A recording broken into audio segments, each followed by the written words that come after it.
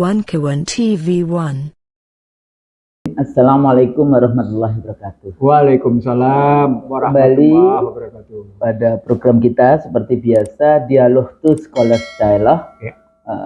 Bersama Dr. Iksanuddin Nursi dan Husnul Maria PhD. Maria di IC Drill Show. Ya. Pemirsa, mudah-mudahan semua para pemirsa sehat. Ya. Nah, tapi kita tetap di bulan Ramadan pun tetap amar ma'ruf Nahi mungkar. Jadi bukan puasa juga. Oh, ini Ramadan kita tidak boleh mengkritik. Oh, Ramadan kita nggak boleh menganalisis politik. Yang kayak gitu tuh nggak. Tetap itu bisa jalan. Insya Allah. Karena kritik kita bukan caci maki. Bukan.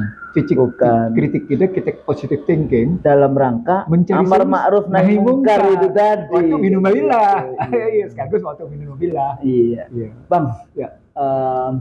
Kemarin saya diundang juga untuk Ya. bahas di salah satu partai di Ya. DPR. Saya bilang bahwa pemilu 2024 ini sebetulnya yang saya sebut sebagai an electoral kudeta. Jadi kudeta untuk pemerintahan tapi melalui elektoral. Sepertinya ini pemilunya dianggap demokratis, tapi sudah terjadi kejahatan pemilu yang luar biasa. Yang saya sebutnya, yang kita pernah bilang. Iya, sebetulnya Kejam, sudah ya. brutal, Brutal, kriminal ya dan sebagainya kayak gitu ya. Iya. Nah, pada dasarnya sebetulnya salah satu yang harus bertanggung jawab. Jadi kenapa sekarang ini perkembangannya kan kita bahas tentang bagaimana perkembangan hari ini setelah kita lihat apa yang terjadi yang waktu itu ya di IC Drill Show dilihat kembali bahwa yang terjadi tanggal 14 Februari itu cuma di hilirnya saja. Sebenarnya proses ini sudah cukup lama di dalam konteks bagaimana kecurangan-kecurangan pemilu itu dilakukan, rekayasa itu dilakukan. Itu sebetulnya sudah lama. Saya selalu mengatakan 2014, 2019, 2020 ada pilkada, tapi 2022, 2023 tidak ada pilkada, tapi kemudian ada PLT, kemudian penggunaan anggaran APBN ya, yang tidak ada melalui bansos kayak gitu ya. Tapi kenapa ya kalau misalnya mau di ini ya, waktu itu melakukan bansos, mbok dikasih tiga paslon presidennya itu fotonya tiga-tiganya di situ itu, walaupun mungkin cuma 1-2 kayak gitu kan. Tapi itu tidak dilakukan gitu, bansosnya betul-betul hanya bansos yang di situ ada anak presiden ya, dari mulai rekrutmen seleksi dari anak presiden menggunakan MK. Jadi dulu Bang Nursi bicara tentang bagaimana lembaga negara pun digunakan semua untuk kepentingan keluarganya. Dan sekarang tidak hanya cuma di Pilpres. Kemarin salah satunya, kenapa hanya Pilpres saja yang mau diangket? Enggak, legislatif ya silakan aja. Cek aja itu partai politik yang ketua umumnya baru 2 hari kemudian masuk menjadi partai, kemudian menjadi ketua umum, dan sekarang seperti apa kayak gitu ya. Ini tadi kesini yang sah itu cuma 2.700 atau berapa, nggak taunya sekarang menjadi 17.000. Sebentar saya lihatnya ya. Tadi itu saya baca di sini. Nih, saksi PSI Kalsel bingung, suara sah 2.681 menjadi 17.693. Ini dari headline mana ini? 8 jam yang lalu ya. Ada di Kanal Kalimantan. Jadi tidak hanya cuma memang di Pilpres, tapi juga terjadi yang ugal-ugalan yang Pileg. Itu juga di Pileg kayak gitu ya. Kecuali ada 1-2 partai yang memang memiliki bukan pendukung ya, relawan yang militan. Jadi dia menjaga luar biasa suaranya. Itu juga ada di dalam konteks itu. Tapi sisanya juga banyak yang di tikungan yang kemudian hanya money politics, membeli suara, dipindah-pindah, yang kita bilang sebagai membeli suara Tuhan. Membeli suara Tuhan. Lihat ya video kita, YouTube kita di Nah, gerakan-gerakan di luar ada yang namanya gerakan penegakan kedaulatan rakyat gitu ya, kelompoknya Profesor Din Samsudin dan para purnawirawan, jenderal TNI, polisi dan tokoh-tokoh yang ada itu juga sudah apa namanya di dalam statementnya udah jelas presiden harus mundur. Sudah mundur kayak gitu atau dimundurkan kayak gitu kan, ini persoalannya seperti itu. Tapi tidak hanya cuma mundur, di beberapa negara kalau kemudian terlibat di dalam kejahatan pemilu ya harus diproses kejahatan itu, tidak kemudian menjadi model yang cuma sekedar mundur begitu saja. Itu masuk bagian dari bukan sekedar kriminal politik, tapi kriminal election. Nah, jadi Bang, kalau kita mau bahas tentang kondisi kekinian ya, perkembangan dari post electionnya ini, dari mulai regulasinya sendiri. Jadi bagaimana sekarang ada perubahan gitu ya, yang dulu selalu diarahkan ke MK, tapi sekarang diarahkannya ke angket kayak gitu ya. Nah, pada saat yang sama di angket ini juga udah mulai ini juga, apakah nanti karena akan cukup banyak juga dari partai-partai ini yang tidak dapat kursi, jadi ini juga harus cepat, itu harus dalam 60 hari semuanya sudah selesai. Dan ternyata Indonesia sebetulnya cukup banyak, kita sudah melakukan angket ya, termasuk dulu yang sangat kita terkenal, Bang Luti masih ingat ya, Bang Senturi ya, di dalam konteks itu. Nah, kita bisa melihat ini perkembangannya seperti apa. Kalau saya di dalam konteks ini di beberapa tempat ya, saya katakan bahwa ini juga pemilu yang luar biasa buruknya, nepotismenya luar biasa di dalam konteks ini ya, mau nggak mau, padahal itu amanah dari waktu itu reformasi memberantas KKN, N-nya itu nepotisme. Nah, mungkin nggak paham kali ya mereka, dianggap ini milik keluarga dan sebagainya. Dan saya juga seperti apa yang kita sudah bahas selama ini di IC dari Yusuf, saya katakan negeri ini hari ini, negeri kita ini bukan sedang tidak baik-baik saja, bahkan sudah perang, interconnectivity war yang selama ini banyak kita bahas di IC dari Show. Bagaimana hutang yang luar biasa, TKA yang datang, eksploitasi sumber daya alam dan sebagainya yang luar biasa. Dan semuanya ini between quote sebetulnya bisa dilihat sebagai bagaimana kejahatan dari rezim ini di dalam mengelola negeri kita hari ini. Tapi pada saat yang sama, rakyat yang pendidikannya memang masih rendah, itu juga mudah dibayar. Yang berikutnya lagi, saya baca di mana-mana, statement, udah pemilu kan sudah aman, sudah damai. Saya bilang prinsip pemilu bukan aman, prinsip pemilu bukan damai. Mari kita dengan aman, kita pindah-pindahin suara. Mari kita dengan aman, kita rampok. Nggak cuma nyuri nih, rampok. Karena ada satu TPS yang sampai 500.000 suaranya. Aneh ya? Aneh. Ada yang 136.000 suaranya. Aneh, lebih aneh lagi. Jadi ini urusannya bukan cuma mencuri 1-2 suara. Di 823.000 sekian, 823.000 sekian TPS. Ya. Nah, jadi bukan hanya cuma itu. Bagaimana sebetulnya kalau kita melihat stabilitas dari rezim hari ini sampai 20 Oktober ini, apa yang akan terjadi sebetulnya, Pak? Oke. Bismillahirrahmanirrahim. Yang pertama saya mengucap dulu selamat melaksanakan Ramadan. Selamat menjemput Ramadan. Mudah-mudahan Ramadan kali ini menjadi Ramadan yang jauh lebih baik dari Ramadan sebelumnya, karena kita tidak tahu apakah Ramadan 1446 kita dapat apa enggak. Jadi mari kita upayakan. Kita selalu gitu ya. Iya. Mudah-mudahan kita mudah-mudahan masih dapat Ramadan lagi. Tapi paling tidak Ramadan yang kali ini kita hadapi menjadi Ramadan yang mudah-mudahan terbaik. Terbaik pada baca Al-Qur'annya, terbaik Lailatul Qadarnya, terbaik Lailakum Tatakunnya. Kan ujungnya Lailakum Tatakun atau Perang Badar. Masya Allah.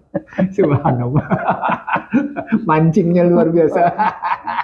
Oke, kan daftarnya panjang atau di situ. Ya. Nah, kalau kita masuk ke dalam ini seperti biasa metode kita current issues strategic issues. Ya, strategic issues. Current isu kita sekarang kita lihat ada 3 golongan.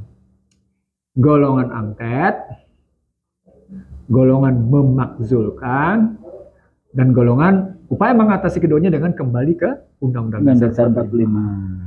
Bahkan dari sebelum pemilu sudah terdengar gaung besar. Yuk kita kembali ke Undang-Undang Dasar 45. Nggak usah pemilu, Nggak ini usah dia pemilu, kita. iya. Mundur saja, sudah Iya, tahu mundur, akan terjadi iya. seperti ini. Kembali ke titik nol untuk kemudian kita melangkah jauh lagi ke depan gitu ya.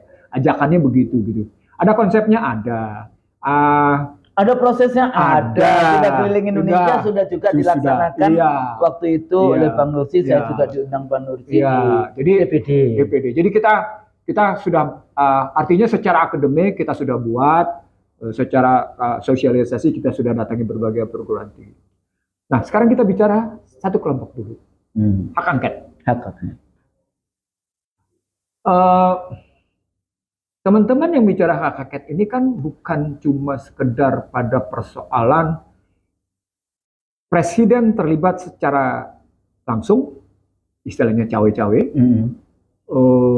yang mengakibatkan terjadinya satu campur tangan yang sifatnya yang disebut dengan terstruktur,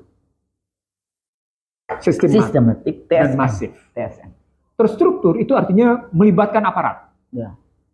Terstruktur. Jadi ada satu kekuasaan yang melibatkan aparat. Melibatkan aparat, baik aparat penegak hukum maupun aparat sipil negara. Bahkan melibatkan kalangan tertentu gitu.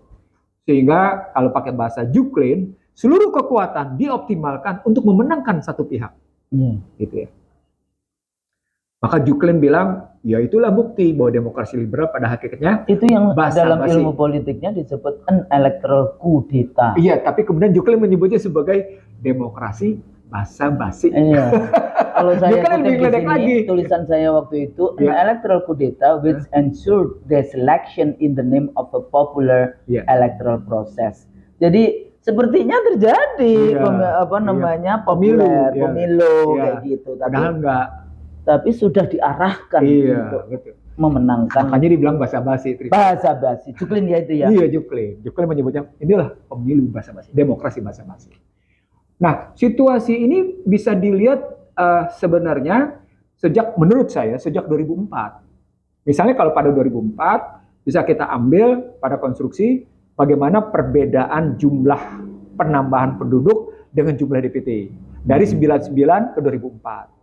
Bisa dilihat di situ. Yang kedua, kalau jumlah penduduk itu rata dari 99 ke 2004 ke 2009 rata, yakni sekitar 15.000 sampai dengan 16.000, yang menarik jumlah DPT-nya menjadi 35.000 sampai dengan 36.000. Means ada 20 juta. 15 juta naiknya. Jumlah penduduknya naiknya 15 juta sampai 16 juta dalam 5 tahun. Tapi jumlah DPT-nya naik 35 sampai 36 juta. Means ada DPT fiktif sebesar 20 juta. Tapi di 2004 itu pertama kali negara Republik Indonesia memiliki database ya, tentang penduduk. Karena waktu itu saya jadi agak berbeda. Baru kemudian kita betul-betul datanya itu melalui door to door sistemnya. Nah, itu tinggal kita lihat di 2004 ke 2009. 2004-2009 juga terjadi ketidaksesuaian antara jumlah penduduk, laju pertumbuhan penduduk dengan laju pertumbuhan DPT. Selalu terjadi perbedaan. Di sini kelihatan yang saya simpulkan, Pak, kenapa Anda tidak mau melihat secara mendasar bahwa yang namanya DPT fiktif itu berjalan dalam tiap era pemilihan umum. Itulah. Ya. Kalau kita ngelihatnya kayak gitu, maka sesungguhnya ketika kita mau masuk dalam sebuah musim pemilihan umum, kata kunci pertamanya adalah kita selalu bilang ada peserta pemilu, ada penyelenggara pemilu, ada sistem pemilunya dan pemungutan suaranya. Sistem dengan pemungutan suaranya berkaitan dengan DPT-nya. Lalu berikutnya yang terakhir adalah ada dispute resolution body, ada badan penyelesaian sengketa pemilu, dalam hal ini MK, atau kalau dalam posisi itu misalnya diminta dengan DKPP. Nah, konteks kita sejak awal menyebut sepanjang penyelenggara pemilu dengan pemerintahan dalam konstruksi ini tidak pernah bisa menyelesaikan DPT fiktif, maka suka tidak suka jumlah pemilih yang berlebih dibanding dengan laju pertumbuhan penduduk sudah memberikan indikasi adanya kecurangan. Itu sejak awalnya kita ngelihat. Jadi kita ngelihatnya begitu sejak awalnya.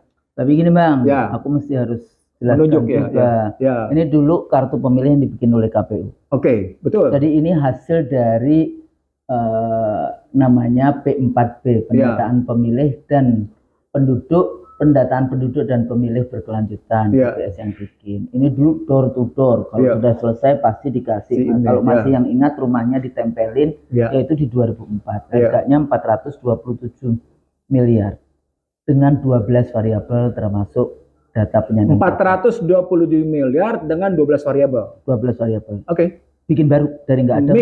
It means itu identifikasi penduduk ya? Iya. Oke. Semuanya termasuk. Ujungnya adalah identifikasi pemilih.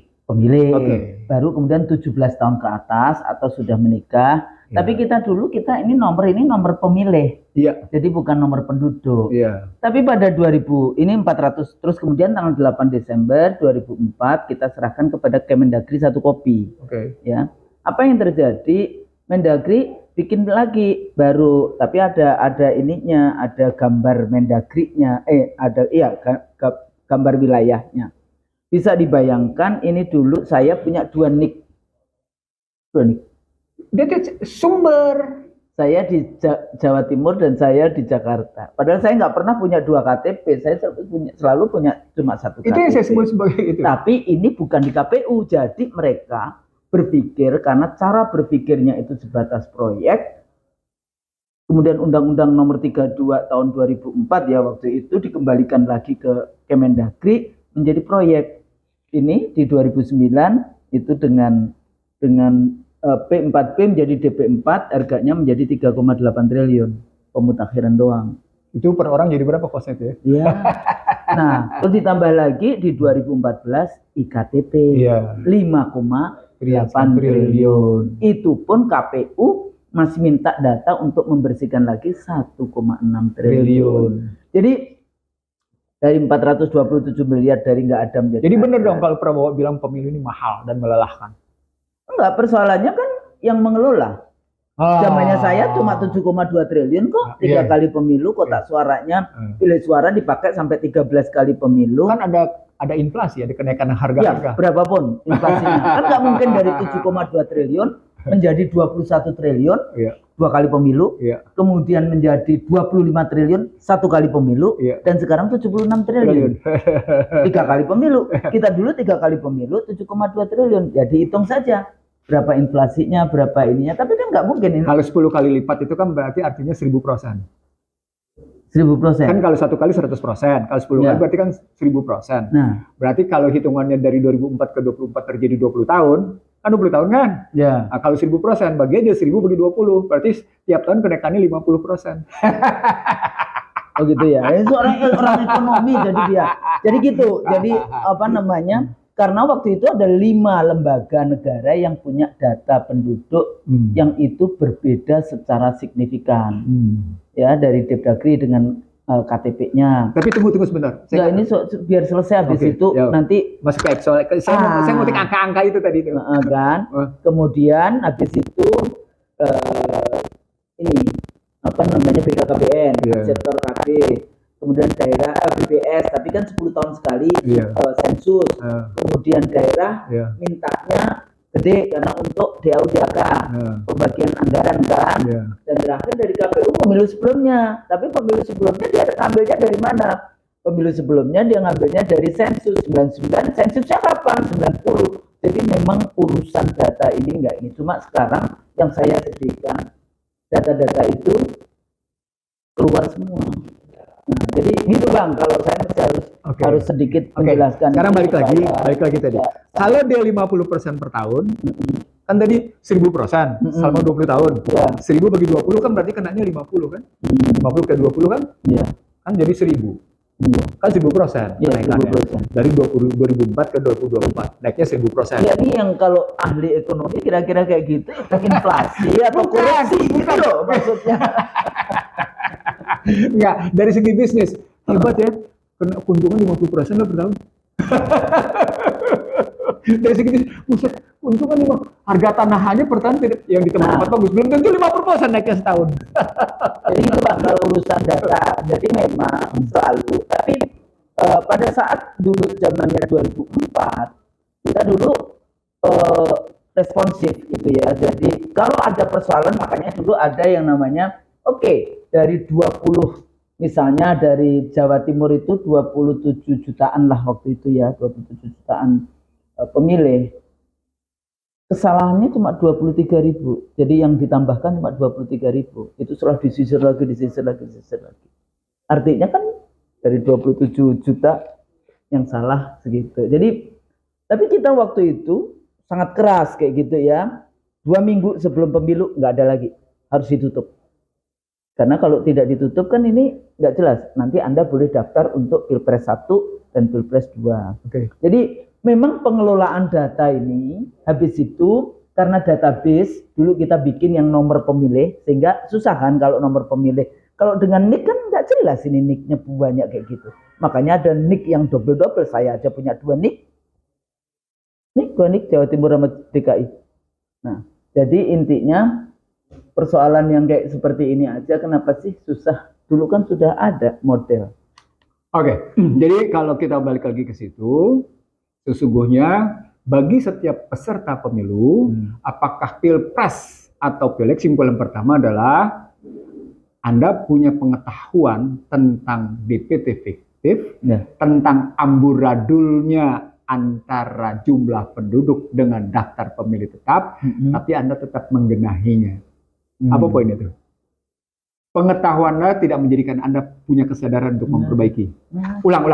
Pengetahuan Anda tidak kemudian membangun kesadaran Anda untuk memperbaiki. Artinya sesungguhnya jangan-jangan dari problematik itu bisa jadi dia juga diuntungkan gitu loh. Bang, teori ilmu politik tahun 71-an. Kalau kita bahas manipulasi, itu yang pertama itu adalah memang data pemilih. Betul. A swollen and inaccurate voters registers. Loh, kan sejak awal saya pernah bilang sama Husnul, problem kita adalah problem data yang akurat dan aktual, yang saya kunci dengan seberapa presisi data itu sehingga kita bisa membuat satu kebijakan yang afirmatif atas kebijakan-kebijakan politik kita. Betul. Gitu loh. Dan itu kita sudah kasihkan waktu itu 1 kopi kepada Kemendagri, tapi cara pandangnya, cara pandang proyek. Jadi bukan memperbaiki bagaimana ini yang kayak gitu ya, kesalahan diperbaiki. Kalau gitu saya mau bilang sama Husnul nih, ternyata kultur birokrasi dari sebelum reformasi ke reformasi tidak berubah ya. Ya emang nggak ada reformasi birokrasi. Tapi kan whatever, apapun itu tergantung kepada leadership. Nah, jadi artinya ketika kita bicara tentang pemilu ini sesungguhnya pernyataan tentang saya mempunyai kewajiban moral untuk cawe-cawe dalam pemilu itu bagian dari kepemimpinan ya. Itu kejahatan. Kejahatan itu sudah. Jadi maksudnya begitu tidak percayanya dengan rezeki dari Allah kayak gitu kan. Jadi kalau saya mau bilang sama Husnul, maka ketika tadi Anda punya pengetahuan terjadi kesalahan atau DPT fiktif tapi Anda tetap tidak membangun kesadaran untuk memperbaiki. Jadi ada 2 kemungkinan. Anda bagian dari kesalahan itu atau Anda sedang menikmati kesalahan itu. Itu loh. Komplisit. Itu kalimat pentingnya. Komplisit itu kalau kayak gitu. Itu wajar kalau akhirnya orang-orang seperti Husnul, orang-orang seperti teman-teman divisi menyatakan bahwa sesungguhnya sejak 2004 hingga hari ini partai politik gagal menjalankan peranannya. Simpulannya jadi begitu, Husnul. Wajar kalau kemudian yang biasa kita sebut political distrust terus-menerus meningkat. Kan simpulan kita selalu begitu. Political distrust terus meningkat, kemudian disorder, kemudian disobedience. Akhirnya political chaos. Itu. Nah, itu yang mestinya disadari. Jadi ketika ada kelompok yang ingin melakukan angket, maka angketnya juga punya 2 kemungkinan. Disandra. Nah, itu saya bilang, ini tentang pertarungan waktu dan pertarungan kompetensi serta pertarungan nyali. Sampai 1 September. Jadi legislatif DPR itu pergantiannya 1 September. Iya, saya ingin mengatakan pada Husnul begini. Anda mau main angket, pada saat yang sama ada juga orang melakukan proses hukum. Misalnya tadi tentang Bank Pembangunan Jawa Tengah. Atau tentang kardus durian. Atau tentang kasus Gatot Pujo Nugroho. Atau kemudian tentang kasusnya IBAS, itu ya. Semua muka muncul. Atau kemudian kasus soal sawit, atau kemudian soal kasus yang macam-macam muncul. Makobar nggak ada ya. Nah, ini bertarunglah antara politik hukum kriminal sama yang namanya politik hukum di peradilan, di lembaga politik. Nggak, jadi ada yang melalui pendekatan hukum, kayak gitu kan. Ada juga yang melalui pendekatan politik. Dua-duanya tetap politik, Husnul. Iya, hukum politik kan maksudnya dua-duanya itu dipolitisasi, makanya political apa istilahnya. Nah, disitulah saya berpendapat, Husnul, bahwa Undang-Undang Dasar 2002 itu tidak pernah terlepas dari yang tiga istilah itu, Husnul. Ada politisasi, ada komersialisasi, ada kriminalisasi. Itu segitiga tidak itu. Ada politisasi, ada komersialisasi, ada posisi kriminalisasi. Tiga itu selalu berjalan dengan pendekatan itu. Nah, kalau kita terusin kayak gitu, maka angket ini tadi yang saya bilang kemungkinannya dua. Kemungkinan pertama, gitu ya, dengan data-data, dengan bukti-bukti politik. Begitu sudah inilah, gitu ya. Semua diduga bukti-bukti. Masih diduga gimana sih? Kelihatan welo-welo apa kan pakai apa ini ada azas praduga tak bersalah. Iya, azas praduga tidak bersalah. Itu kalau azas praduga tidak bersalah mestinya banyak kasus hukum yang nggak begini dong ceritanya. Iya, saya lupa. Tapi bahasanya politicization of judiciary. Iya. Kayak gitu kan? Iya, itu politisasi judiciary. Iya, itu yang saya bilang tadi. Politisasi proses peradilan. Itu poinnya gitu. Tapi kan kelihatan sudah. Maksudnya kayak MK. Itu politisi gitu, judiciary. Nah, itu gambarannya begitu. Begitu juga ketika di KPP, ketika yang namanya KPU sudah terkena pelanggaran 4 kali etika, tidak bisa diapa-apain. Itu juga political judiciary yang non-less gitu. Jadi poinnya. Jadi bukan justice, bukan bukan keadilan. Betul. Jadi padahal semuanya kalau kita mau hidup itu sebetulnya isunya adalah keadilan. Keadilan. Oke. Nah, sekarang balik lagi. Angketnya bisa terus sampai ke Mahkamah Konstitusi atau angketnya bisa berhenti pada DPR, hanya menyatakan pendapat tapi tidak diteruskan ke MK. Apa poinnya? Apa poinnya?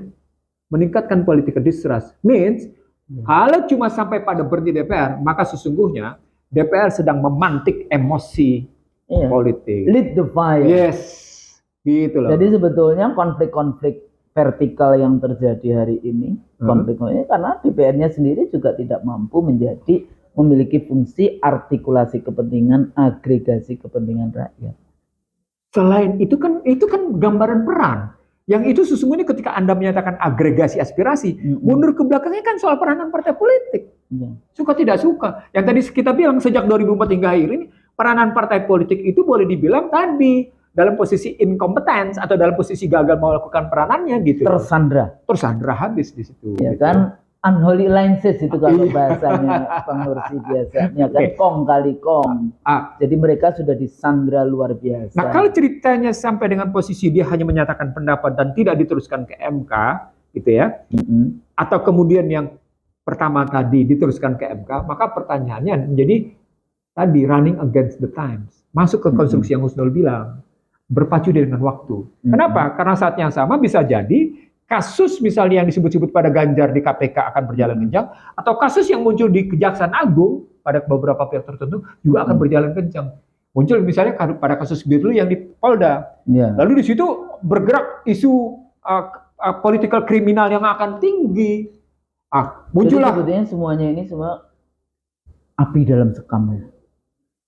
Ini yang tadi Husnul bilang. Api dalam sekam apa itu? Sebetulnya sudah tinggal meledak kayak gitu bom waktu. Iya, memang api dalam sekam. Api dalam sekam. Iya, jadi kalau pakai tesisnya Husnul dalam situasi kayak gini gitu ya, di mana political disobedience makin tinggi, kan sebenarnya gambaran ramainya media sosial dengan kalimat pemilu curang, pemilu brutal, pemilu kejam, pemilu tidak jujur, segala macam kayak gitu dengan pemberitaan segala macam itu menggambarkan bahkan dengan menantang data antara KPU dengan pihak-pihak masyarakat. Kan muncul pertarungan begini. Kenapa orang sibuk dengan soal alat bukti? Kan tujuannya cuma sekedar menghindar fitnah. Oke. Tapi kalau kemudian bicara perspektif data itu sebenarnya dalam rangka menunjukkan bahwa memang ada proses ketidakadilan dan data itu bisa dibuat-buat, kan data bisa dibuat-buat, bisa diciptakan. Bisa aja. Maka pertarungan besarnya tadi Husnul sudah sebut, ada jumlah TPS 823.000 sekian, jumlah TPS. 820.000 dalam negeri, 3.000 sekian itu luar negeri. Dari 823.000, 3.000 luar, 820.000 sekian. Maka pertanyaannya menjadi begini, kenapa di tempat-tempat tertentu terjadi sinkronisasi antara suara TPS dengan Sirekap, dengan real count? Karena pihak-pihak tertentu melakukan kontrol penyesuaian antara TPS dengan Sirekap. Sehingga terjadi Sirekap ketemu dengan real count-nya. Tapi di tempat lain, tadi kasusnya seperti Depok, keluar pernyataan Kecamatan Depok akhirnya saya tidak mau melakukan rekapitulasi. Rekapitulasi. Saya nggak mau melakukan, silakan yang namanya Kota Depok melakukan sendiri, KPU Kota Depok melakukan sendiri. Itu Kecamatan Depok. Tapi ketua KPU-nya sendiri udah ngomong di depan media bahwa dia sendiri juga bingung sudah. Itu yang saya maksud, bahwa kasihan maksud saya, pekerja pemilu ini sudah capeknya luar biasa, tapi ada kejahatan yang Nah, sekarang saya mundur ke belakang Husnul. Kalau sekarang kejahatan itu dirasakan, bagaimana dengan model kejahatan dengan meninggalnya 2019. Iya, 894 orang. Itu bukan kejahatan. Dan ada yang ditembak. Nah, artinya sesungguhnya 10 itu yang ditembak. Artinya tragedi 2122 Mei 2019. Itu artinya Husnul, saya mau bilang sama Anda, mahalnya pemilu liberal ini bukan hanya sekedar mahal pada harga psikologi, mahal pada biaya politik, mahal pada biaya ekonomi, tapi juga mahal pada harga-harga kemanusiaan. Dan kemudian kita menjadi terpecah-pecah. Itu yang paling mahal di situ, mahalnya harga kebersamaan, mahalnya harga persatuan. Itu yang saya sebut sebagai, mari kita lihat, mari kita selesaikan masalah ini dengan merujuk pada kata-kata yang ada dalam sumpah jabatan kita. Dengan nama Allah. Iya, kalau dengan nama Allah gimana? Kalau Anda beli harga suara 300.000. Dan waktu itu kan kita kayak gitu. Masa saudara, kalau bahasa diksi ilmiahnya kan Vox Populi, Vox Dei. Suara rakyat, suara Tuhan. Masa suara Tuhan dibeli 20.000? Gimana? Tapi Bang, beberapa kali sekarang saya ketemu dengan para caleg-caleg. Bahasanya itu gini, bagaimana Bu kami bisa melawan? Saya paling punya cuma 20.000. Tapi negara, BLT atau PKH yang cair 600.000. Gimana cara melawan? Ya itulah akhirnya mereka ngelawan juga dengan 600.000 yang punya duit. Yang punya duit. Jadi sebagai penutup Husnul dari dialog kita tentang ini, mari kita ikuti dengan baik permainan dalam tanda petik angket atau pemakzulan ini atau perhitungan suara ini. Apakah akan berakhir dengan menyembuhkan luka keadilan politik atau makin membuat luka keadilan politik makin menganga? Itu kalimat saya Husnul. Apakah luka keadilan politik makin menganga atau luka keadilan politik mulai kemudian merapat dan akhirnya sembuh? Husnul? Susah kayak gini. Nah, ketika Husnul bilang susah, itu disebabkan oleh kita sudah punya surplus politisi, bukan surplus negarawan. Itu berarti ketika kita lihat kesalahan aktor, ini kan kesalahan aktor, maka harus kita lihat apakah sistemnya salah. Itu tadi kita bilang, kembali ke 45 dalam rangka memperbaiki sistem. Jadi ini semuanya aktor salah, sistem salah, beberapa leaders itu cuma memikirkan dirinya sendiri, tidak memikirkan bangsa dan negaranya. Tapi ada juga dengan gaya santunnya meminta maaf. Bagi saya itu taktik aja, taktik yang tidak beretika. Yang saya bilang kan minta maaf, tapi digiring kalau ada kesalahan bawa ke MK. Ini kesalahannya nggak cuma 1-2 kesalahan, dan kesalahannya tidak hanya cuma dihilir di pada kasus MK 90 itu bukti bahwa MK tidak bisa menjahit rasa keadilan masyarakat. Nggak usah lagi kita bicara kayak gitu. MK itu sudah menunjukkan kepada masyarakat bahwa dia lembaga yang patut tidak dipercaya. Jadi MK yang mengumumkan sendiri problematiknya. Ketika ada pernyataan dari Jimli Asidikis bahwa keputusan itu melanggar etika. Ketika etika itu dilanggar, maka kata kuncinya adalah Anda telah mengumumkan bahwa kami bukan lembaga yang bisa dipercaya secara etika. Itu kan kacau. Jadi MK-nya, KPU-nya juga sama, Bawaslu-nya juga sama. Terus udah gitu Ketua Bawaslu mengatakan bahwa semua menjadi tanggung jawab kita. Loh, orang lain yang curang kita disuruh, orang yang lain melakukan kejahatan pemilu kita disuruh bertanggung jawab. Gimana itu? Lalu ada yang jahat ya jahat, yang tidak ya tidak. Tapi ada kalimat juga yang tidak menyenangkan dari beberapa kalangan. Apa itu? Bahwa situasi sekarang ini cerminan pilihan itu juga cerminan masyarakatnya. Nggak bisa begitu. Kalau dalam sisi memang curang, situasi kayak gini tidak mencerminkan kondisi masyarakat. Saya selalu mengatakan selalu kan rakyat harus rasional. Jangan paksain rakyat. Yang harus rasional itu partai-partai itu, caleg-caleg itu, paslon itu yang harus rasional. Karena rakyat tuh ya nggak bisa. Anda sudah bodohkan, tidak dicerdaskan, dimiskinkan. Bagaimana disuruh rasional? Mereka lupa sejarah ahistoris Husnul. Gimana? 18 Agustus ke 27 Desember berlaku Undang-Undang 45. 27 Desember ke Januari berlaku yang namanya RIS. Dari yang namanya RIS berlaku kemudian Undang-Undang Dasar 50. Dari Undang-Undang Dasar 50 kembali lagi ke Undang-Undang 45 berdasarkan Kebutuhan Soekarno. Lalu kemudian muncul Orde Baru. Rakyat ikut nggak? Semua rakyat ikut. Semua rakyat ikut. Jadi nggak bisa disalahkan rakyat. Jadi ketika bilang ini kan cerminan rakyatnya yang nggak boleh begitu ngomongnya. Jadi sebelum election itself, ada selection. Di seleksi itu siapa yang salah? Gitu loh. Ada 1-2 manusia di Republik ini yang greedy, ya. Greedy. Power hunter. Maksudnya greedy gitu ya. Anda mau menguasai. Kalau udah gitu nggak punya yang tadi kapabilitas, nggak punya ini. Anda tahu nggak bahwa untuk bisa menguasai Republik ini amanahnya luar biasa. Melindungi segenap tumpah darah Indonesia, mencerdaskan kehidupan bangsa, mensejahterakan rakyat Indonesia, menyejahterakan. Terus satunya yang mewujudkan perintahnya, mewujudkan keadilan. Perintah loh itu, mewujudkan keadilan sosial bagi seluruh rakyat Indonesia. Yang Anda lakukan sudah begitu nggak? Ya rakyatnya dikasih beras. Terus ada yang ini Bang. Saya beberapa kali sekarang kalau melihat video, ada emak-emak ngantri beras katanya. Panjang sekali panjang. Enggak, maksudnya itu anaknya di rumah meninggal 2. Innalillahi wa inna ilaihi raji'un. Terus ada lagi bapak-bapak mencuri, digebukin sampai mati. Terus HP-nya nyala. Ini nggak tahu ya video. Ini video. Saya belum ngecek apakah itu hoax atau tidak, tapi cerita-cerita itu ada di rakyat kita. Yang salah siapa? Pemimpin. Nah, disitulah sebetulnya kalau yang dan kenapa ini juga penting karena misalnya ya di dalam rumah saya aja lah, dia misalnya dia pekerjaannya kan bantu kita, terus kemudian asisten rumah tangga, kemudian anaknya 2 kuliah, nggak punya suami, nggak dapet tuh yang namanya bansos dan pembagian uang yang cash itu. Jadi targeted kepada yang orang memang mau berubah, orang memang yang tapi itu problemnya semua data, Husnul. Data kita berantakan. Jadi disitulah cara-cara pihak luar mengintervensi kebijakan, sehingga kebijakan kita tidak sungguh-sungguh kebijakan yang genuine, origin, and affirmative.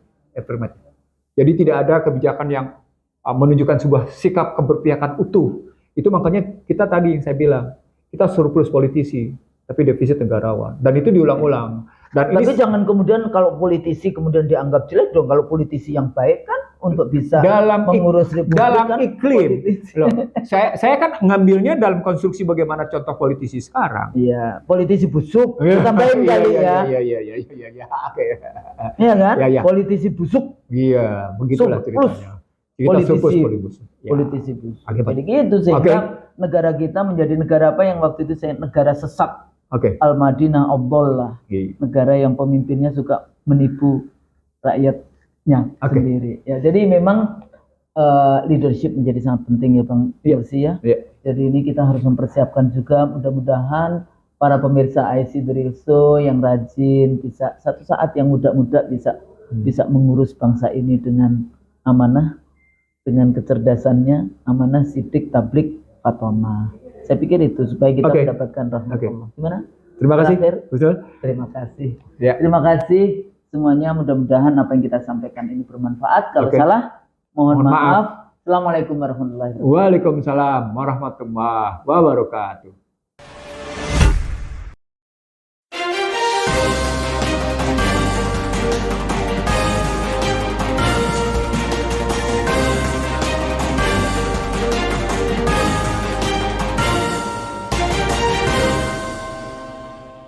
One Kawan TV 1.